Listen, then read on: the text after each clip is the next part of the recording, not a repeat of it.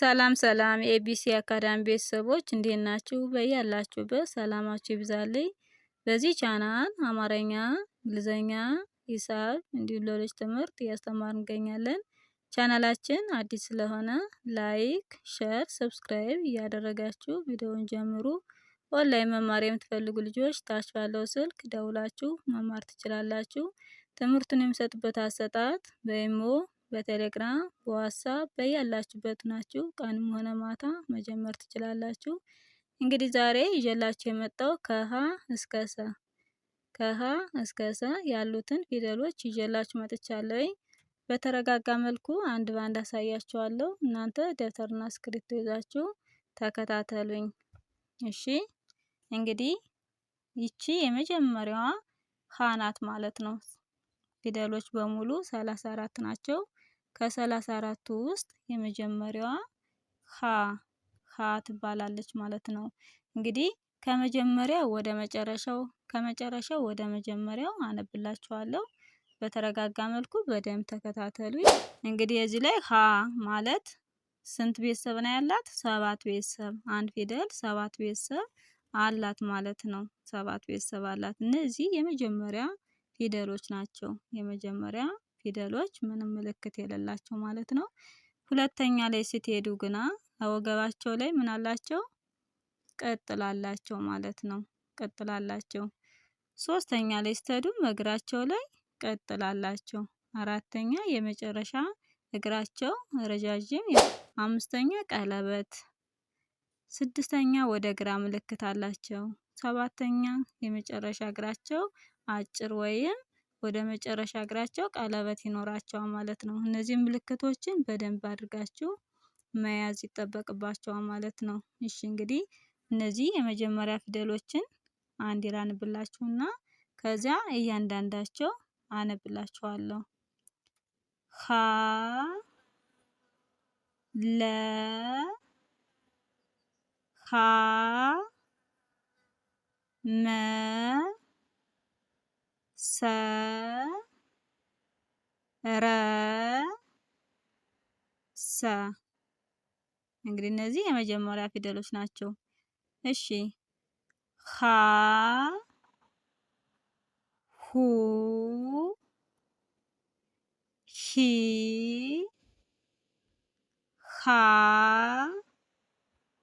ሄ ህ ሆ።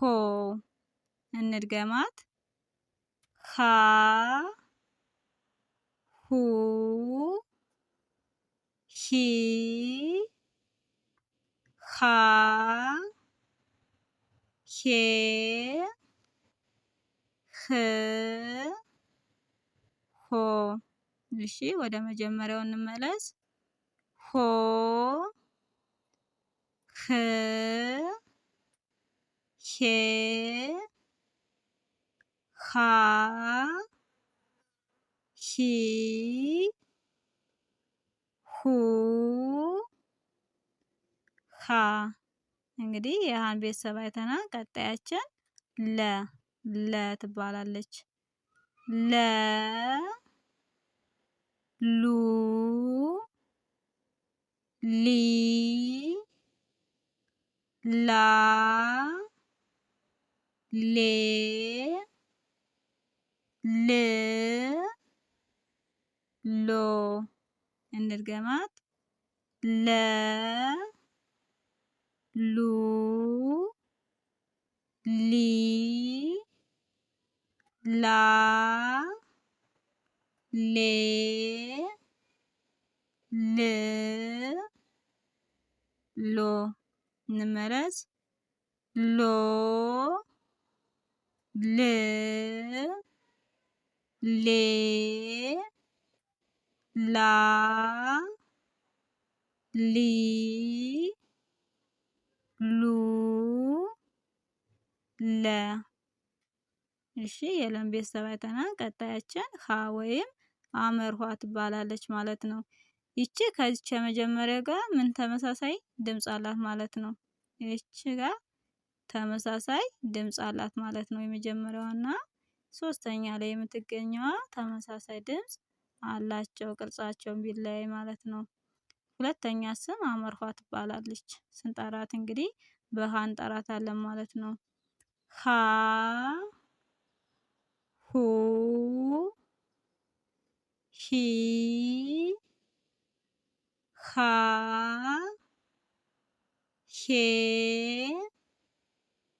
ህ ሆ እንድገማት ሃ ሁ ሂ ሃ ሄ ህ ሆ እንመለስ ሆ ህ ሄ ሃ ሂ ሁ ሃ። እሺ ቀጣያችን መ ትባላለች። መ ሙ ሚ ማ ሜ ም ሞ እንድገማት መ ሙ ሚ ማ ሜ ም ሞ እንመለስ ሞ ም ሜ ማ ሚ ሙ መ። እሺ ቀጣያችን ሰ ሱ ሲ ሳ ሴ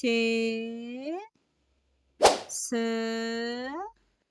ሶ እንድገማት ሰ ሱ ሴ ሳ ሴ ስ ሶ። እሺ ቀጣያችን ረ ትባላለች። ረ ሩ ሪ ራ ሬ ር ሮ ረ ሩ ሪ ራ ሬ ር ሮ እንመለስ ሮ ር ሬ ራ ሬ